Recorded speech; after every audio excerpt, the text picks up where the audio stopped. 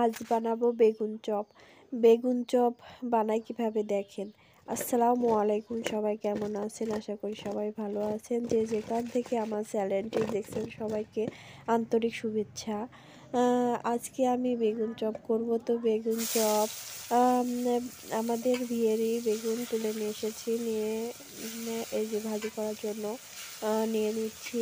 এই কড়াইটা বলবেন যে আপু আপনার কি আর কোনো কড়াই নাই? এই কড়াইটায় শুধু দেখি আপনি অনেক রান্নাবান্না করেন। তো ভাইয়া আপুরা, আমার কড়াই আছে, কিন্তু আমি এই কড়াইটাতে রাঁধতে অনেক পছন্দ করি, কারণ এই কড়াইয়ে আমি সব ধরনের ভাজি রান্না করি।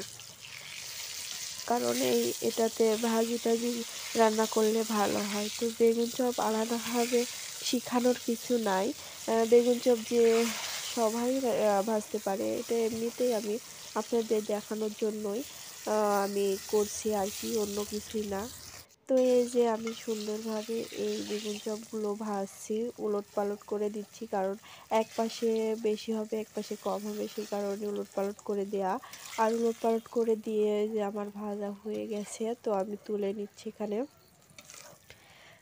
এই যে তুলে নিচ্ছি। তো আপনারাও এভাবে বেগুন চপ করবেন, অনেক ভালো লাগবে খেতে।